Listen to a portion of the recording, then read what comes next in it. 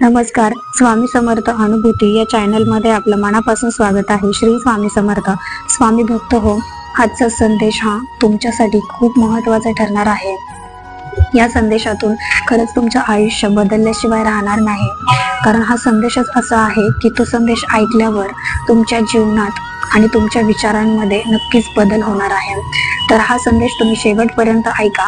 पण त्या अगोदर जर आपल्या चॅनलवर कोणी नवीन स्वामी सेवेकरी असतील, स्वामी भक्त असतील, तर त्यांनी आपल्या चॅनलला सबस्क्राईब करायला विसरू नका.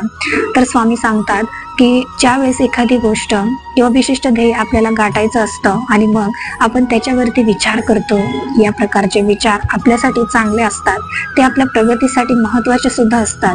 पण एखाद्या गोष्टीवर आपण काही करू शकत नाही आणि विनाकारण आपण त्या गोष्टीचा विचार करत बसतो, तर त्याला आपण नकारात्मक किंवा अनावश्यक विचार असं म्हणलं जातं. तर असले विचार आपल्या मनामध्ये टेन्शन, निराशा, मानसिकता निर्माण करतात. उदाहरणार्थ म्हणजे काय, तर समजा एका विद्यार्थ्याची परीक्षा जवळ आली आहे आणि मग तो योग्य प्रकारे नियोजन करतो. कसा अभ्यास करायचा, सकाळी किती वाजता उठायचं, किती वाजता वाचायचं आणि किती तास लिखाण करायचं, असं हे सगळे विचार त्याच्या हिताचे आहेत.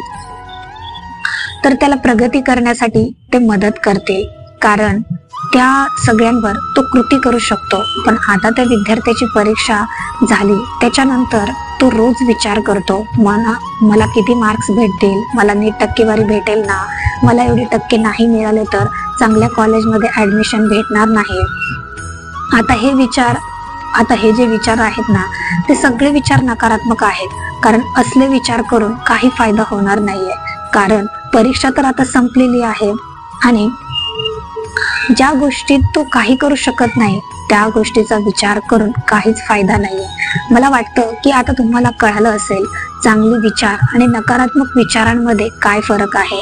तो आता हे विचार थांबवता कसे येतील किंवा त्याची संख्या कशी कमी करता येईल. बऱ्याच लोकांच्या हे लक्षात पण येत नाही की त्यांच्या मनात कोणत्या प्रकारचे विचार येतात आणि जातात. त्यामुळे कधी विचारांची साखळी तयार होते आणि कधी आपण त्याच्यामध्ये गुरफटून जातो, हे आपल्याला सुद्धा कळत नाही. उदाहरणार्थ जेव्हा आपण फेसबुक बघतो तेव्हा आपल्या खास मित्राने आपला फोटो लाईक केलेला नसतो. मग आपण विचार करत राहतो की या मित्राने आपल्या फोटोला लाईक नाही केलं आणि मेसेजला रिप्लाय नाही दिला. आपण याच्या सगळ्या मेसेजला रिप्लाय देतो. आपल्याला दुसरी पोस्ट दिसते, त्याच्यामध्ये आपला दुसरा मित्र थिएटरमध्ये पिक्चर बघत असतो. परंतु तुम्ही विचार करता, याने मला विचारलं पण नाही, माझ्याच बाबतीत असं का होतं बरं. मग असा विचार येतो की आज आपण पिक्चरला जायचं का, कोणाला बोलवता येईल. अशा प्रकारे तुमच्या विचारांची जी काही साखळी आहे, जे काही तुमचं विचार करता, त्या बऱ्याच वेळानंतर आपण भानावर येतो. जी विचारांची साखळी चालू होते, मग बऱ्याच वेळानंतर आपण भानावर येतो आणि तेव्हा आपल्याला कळलं असतं की आपला बराच वेळ याच्यामध्ये निघून गेलेला आहे. त्यामुळेच आपण विचारांवर लक्ष ठेवले पाहिजे. कसं असतं ना, आपण जर आपल्या विचारांवर थोडं लक्ष जरी ठेवलं ना, तरी बरेचसे विचार कमी होतात.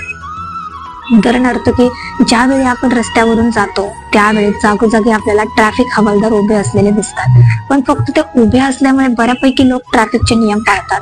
पण जेव्हा ट्रॅफिक हवालदार नसतात तेव्हा ट्रॅफिकच काय होतं हे सांगायची गरज नाही. तसेच आपण सुद्धा आपल्या मनाचे ट्रॅफिक हवालदार झालं पाहिजे. पण याला थोडा सराव लागेल. पण रोज तुम्ही ठरवलं की मी आज माझ्या विचारांवर लक्ष ठेवणार, तर काही दिवसांनी तुम्हाला जाणवेल तुमचे बरेचसे अनावश्यक विचार कमी झालेले आहेत. आता बऱ्याच वेळेला काही गोष्टी आपल्या मनाविरुद्ध सुद्धा घडतात आणि मग आपण सारखा त्याच गोष्टींचा विचार करत राहतो. समजा आपण ऑफिसला गाडीवरून चाललो आहोत आणि अचानक एखादा माणूस तुम्हाला ओव्हरटेक करतो आणि आपण प्रचंड रागवतो आणि ऑफिसमध्ये गेल्यावर सुद्धा तोच विचार करतो आणि मग आपण आपला पूर्ण दिवसावर आणि कामावर त्या घटनेचा परिणाम होतो. आता इथे बारकाईने पाहिलं तर तो गाडीवरून जाणारा माणूस आपल्याला ओव्हरटेक करून गेला असता, पण दिवसभर आपण तोच विचार करत बसलो आणि त्रास कोणाला झाला, आपल्याला.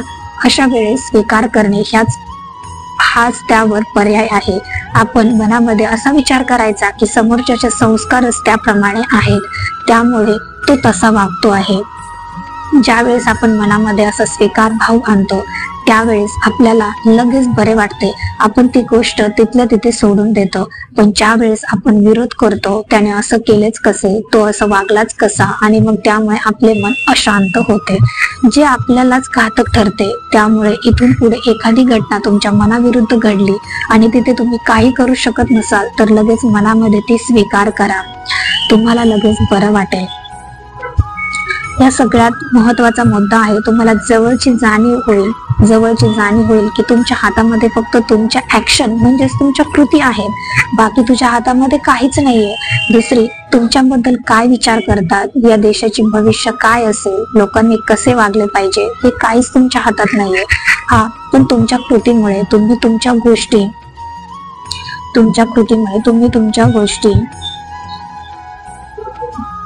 त्या कृतीवर लक्ष केंद्रित कराल. जसं चांगला अभ्यास करणे विद्यार्थ्याच्या तुमच्या कृतीवर तुम्ही लक्ष देऊन बदलू शकता, पण परत तेच ती कृती करणे तुमच्या हातात आहे. आणि ज्या वेळेस तुम्हाला याची जाणीव होईल त्यावेळेस तुमचे दुसऱ्यांना दोष देणे कमी होईल आणि मग तुम्ही जास्तीत जास्त तुमच्या ऍक्शन म्हणजेच कृतीवर लक्ष केंद्रित कराल. जसं चांगला अभ्यास करणे विद्यार्थ्यांच्या हातात आहे, पण मार्क्स किती पडणं हे त्याच्या हातात नाही. नोकरीवाल्याने चांगलं काम करणं त्याच्या हातात आहे, पण पगार वाढ, प्रमोशन हे त्याच्या हातात नाही. व्यावसायिकाच्या हातात चांगली सेवा देणं आहे, पण किती व्यवसाय होईल हे त्याच्या हातात नाही. त्यामुळे जास्तीत जास्त तुमची कृती चांगली आणि प्रभावी कशी होईल याच्याकडे लक्ष द्या. आणि मगाशी म्हटल्याप्रमाणे दुसऱ्यांना बदलणे तुमच्या हातात नाही, पण दुसऱ्यांना पण तुम्ही तुमच्या कृतीमुळे दुसऱ्यांमध्ये बदल घडू शकता. त्यासाठी तुम्हाला तुमची पात्रता वाढवावी लागेल. त्यामुळे लक्षात ठेवा, आपल्या हातामध्ये फक्त आपल्या कृती आहेत. मेडिटेशन नाव ऐकून घाबरून जाऊ नका. तुम्हाला माहितीये की मला मान्य आहे मेडिटेशन थोडं बोरिंग असतं, पण मी सांगेल रोज फक्त 10 मिनिटे मेडिटेशन करून बघा. जोपर्यंत आपण काही गोष्टी करत नाही तोपर्यंत आपल्याला त्याचा परिणाम भेटणार नाही. आता इथे कोणते मेडिटेशन करा वगैरे मी हे सांगणार नाही, परंतु तुम्हाला इंटरनेटवर भरपूर मेडिटेशनचे प्रकार मिळतील. त्याच्यामध्ये तुम्हाला जो आवडतो तो तुम्ही करून बघा.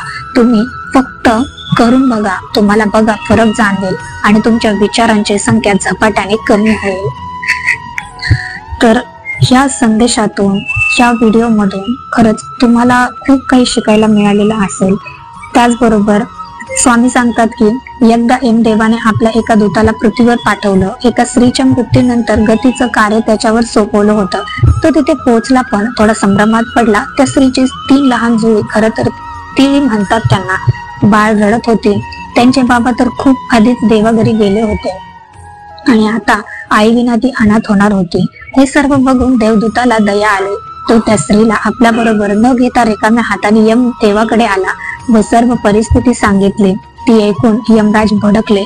तू काय स्वतःला परमेश्वर समजतोस का? प्रत्यक्ष परमेश्वर सुद्धा निसर्ग नियमांमध्ये हस्तक्षेप करत नाहीस, मग तू कोण एवढा मोठा लागून गेलास? त्या स्त्रीचा मृत्यू तर अढळ आहे. मी दुसऱ्या दूताकरवी ते काम करीनच, पण आता तुला मात्र मी सांगितलेल्या आज्ञेची पूर्तता न केल्याचं फलित म्हणून शिक्षा भोगण्यासाठी पृथ्वीवर जावं लागेल. व जोपर्यंत तू स्वतः 3 वेळा मूर्खपणा करत नाहीस व स्वतःच्या मूर्खपणावर स्वतःच हसणार नाहीस तोपर्यंत तुझी सुटका होणार नाही. तू इथे परत येऊ शकणार नाहीस. इथे मला एक महत्वाची गोष्ट सांगावीशी वाटते तुम्हाला, की दुसऱ्यांच्या चुका व मूर्खपणावर तर अहंकारी माणूस हसतोच, पण स्वतःच्या मूर्खपणावर हसण्यासाठी तेवढं धैर्य लागतं. दूत शिक्षा भोगण्यास तयार होता. यम लोकातून त्याला जमिनीवर वस्त्रहीन अवस्थेत हकललं गेलं. त्याच सुमारास समोरून एक चर्मकार्य येत होता. थंडीचे दिवस व रशियातील थंडी येऊ घातले होते, म्हणून आपल्या बायको मुलांसाठी गरम कोट व ब्लँकेट खरेदी करण्यासाठी तो बाजारात चालला होता. त्याने वस्त्रहीन देवदूताला बघितलं. त्याला दया आली व त्याने घरातील लोकांऐवजी या माणसासाठीच कपडे, ब्लँकेट वगैरे खरेदी केलं. व नंतर अचानक त्या चर्मकाराला काय वाटलं ते जाणे. तो दूताला म्हणाला, अशा घरदार नसलेल्या अवस्थेत तू कसा कायला जाणार आहेस? माझ्या घरी चल काही दिवस. माझी पत्नी तुला बघून चिडचिड करेल, पण तू मनाला लावून घेऊ नकोस. काही दिवसांनी सगळं ठीक होईल. त्या दूताला घेऊन तो आपल्या घरी आला. आता मजा बघा, त्या चमत्कारालाही माहित नव्हतं आपण कुठल्या व्यक्तीला घरी नेत आहोत. ना त्या पत्नीला समजलं की आपल्या घरी या मनुष्याच्या रूपात कोण आलंय.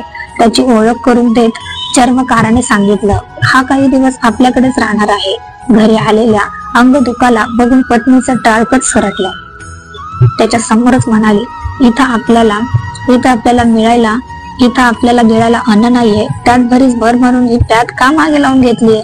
आणि देवदूत पहिल्यांदा हसला आणि चांभाराला आश्चर्य वाटलं की ती तुला एवढं बोलली आणि तू त्यावर हसत आहेस. त्यावर देवदूत म्हणाला, अशा प्रकारच्या अजून 2 घटना झाल्यावर व त्यावर मी हसल्यानंतर याचं उत्तर दे. आजच्या घटनेवर दूत हसला, कारण पत्नीला हे माहित नव्हतं की तिच्या पतिराजांनी ज्याला घरी आणला आहे तो सामान्य मनुष्य नसून त्याच्यामध्ये दैवी शक्ती आहे, ज्याच्या पदस्पर्शाने पुढील काही दिवसातच त्याचं भाग्य उजळणार आहे. मनुष्याचे विचार किती सीमित व स्वार्थी असतात ना. पत्नीला आपल्या मुलांसाठी गरम कोट व ब्लँकेट न घेतल्याचं दुःख होतं. जो खोया गया उसे देख रही थी, जो मिला है उसका तो अंदाज ही नहीं है. मुक्त घर में देवदूत. 7 दिवसातच देवदूत चांभाराचं सर्व कसब शिकला व देवदूताने बनवलेले चांबड्याचे दूध एवढे लोकप्रिय झाले की जो तो त्यांची स्तुती करू लागला. देवदूताच्या कौशल्यामुळे हळूहळू तो चांभार धनवान होऊ लागला. अवघ्या 6 महिन्यात तर त्याची बूट कोणी बनवू शकत नाही. अन्य देशांमधील राजांचेही चोट बनवण्याचे काम चांभाराकडे येऊ लागले व घरामध्ये अपार संपत्ती येऊ लागली. दिवस, महिने, वर्ष पुढे सरकत होती. एकदा असं झालं, सम्राटाचा एक अधिकारी आला, चांभाराकडे कातडं सोपवलं, म्हणाला, खूप दुर्मिळ. चांभाराकडे कातडं सोपवलं व म्हणाला, हे खूप दुर्मिळ व महागडं कातडं आहे. तुझी कारिगिरी सम्राटांना पसंत आहे, म्हणून सम्राटांनी तुझ्याकडे कातडं हातले बूट बनवण्यासाठी दिलं आहे. चूक झाली तर सम्राट क्षमा करणार नाही. लक्षात ठेव, सम्राटाच्या पायाकरता बूट बनवायचे आहेत, स्लीपर नाही. अधिकाऱ्याने स्पष्टपणे खडसावले. तर चांभाराने सुद्धा देवदूताला बजावलं, हे बघ, सम्राटाच्या पायाकरता या दुर्मिळ